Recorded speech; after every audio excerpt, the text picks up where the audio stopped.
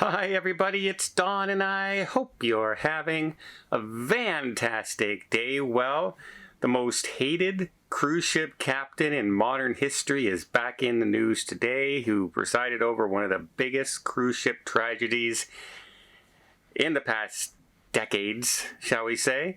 We also have, it seems like the cruise lines are just about had enough of these extra added fees that are being added on everywhere to the cruise ship passengers for every port you stop in, and they're starting to fight back. And some of the places that have brought these new fees are now feeling the pinch. But that doesn't stop bans from coming into effect, because we have another place in the French countryside that has come up and said, you know what, yeah, we're thinking on banning cruise ships as well.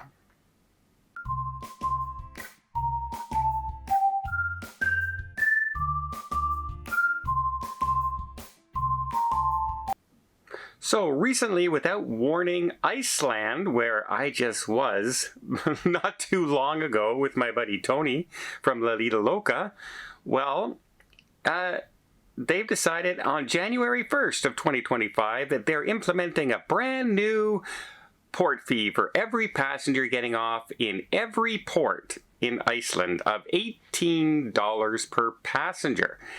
So if you're going to Iceland and you're going to 2 ports or 3 ports, that's $18 each time for every passenger on board. Well, the cruise ships are going, you know what? Maybe we're just not going to go to as many ports now. So the government in Iceland has said this is going to raise an extra $10 million into the economy, except there's been a slight change now because the cruise lines have started canceling stops into the ports of call in Iceland. In fact, in 2025, over 80 cruise ship stops have now canceled, and in the past month, 7 more have canceled cruise stops in 2025, and there probably will be more in the future. In fact, MSC Cruise Lines has come out and said, you know what? With this new fee, with every port of call, we're going to have to think really seriously about taking Iceland off the agenda for cruising. Now, it is a very niche cruise going up into Iceland and Greenland, and this won't only affect Iceland, it will affect Greenland because they're usually one and the same. You usually go to one and then the other because of the locations of the 2 countries. But it just seems like the cruise lines are finally saying, you know what, you know, the pandemic's over, folks. You used to be able to put all these fees on because of we needed to get back into service, and the cruise lines needed the money, and we were willing to do anything to get our passengers back. But now they're sailing at full ships, and the cruising has never been stronger. They're sold out. 2025 is almost, 75% sold out already.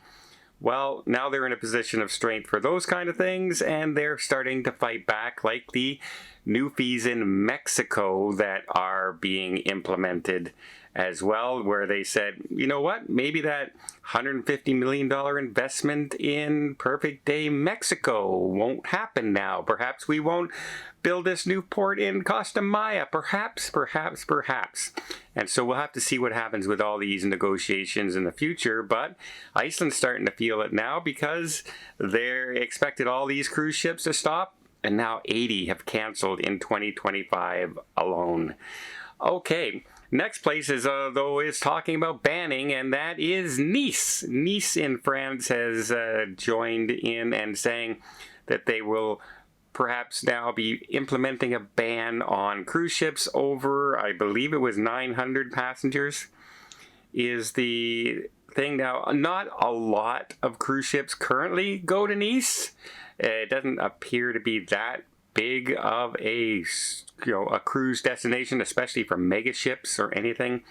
But there will be some, you add that in, you add Venice in, you add the repositioning in Barcelona, et cetera, and some of these things are starting to add up in the region, and we'll have to see how the cruise line, you have the Santorini limiting their ships now, the new fees coming in Greece, all these things are eventually going to come to a head, and where I'm thinking there's going to be a little bit of a war between the cruise lines and the countries sooner than later, I would guess. And finally, we have probably the most infamous captain that in modern history, right? The captain, Francisco Sciletto? Or Scilettini? Francesco Scilettini? I'm not mispronouncing his name, I apologize. But he was the captain of the Casta Concordia, which, 17 years ago was the biggest naval disaster of our time, where he ordered the ship in too close and off its route in order to do a sail-by and basically do a wave-by to a relative on shore. They went too close, struck the rocks, and then, not just to make things worse, he abandoned him and his fellow head officers on the bridge, abandoned all the passengers and the underlings under them to try and rescue what passengers were there. And he was basically the first person on the lifeboats. And he was being ordered by the Coast Guard and the emergency services to get back on board and find out what's going on with the situation. And he refused to do so. And he was found guilty and eventually ended up being put into jail. Well, now he is up for early release, which is, you're able to apply for this type of release after serving half of your sentence. Remember, 33 passengers passed away and perished during that. 33 people. Some of them were crew members. In fact, one lady was a room steward and was, very instrumental in making sure a lot of the passengers got out who were in the lower decks that were being submerged by water. Unfortunately, she got caught and did not make it out. But many people who were survivors recognized her and said she's the one that helped them get out of the situation. A room steward attendant compared to the captain and officers of the crew.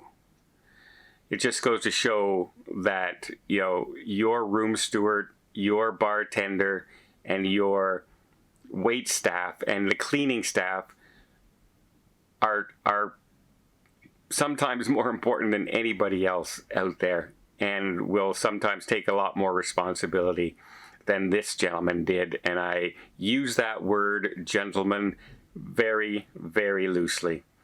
Very loosely.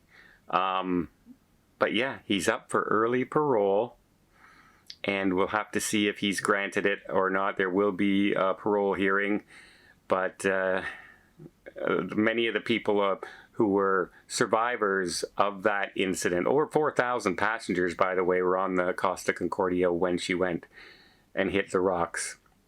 It could have been a much worse disaster, but 33 lives lost because somebody wanted to do a drive-by waving to a relative with a cruise ship is completely irresponsible.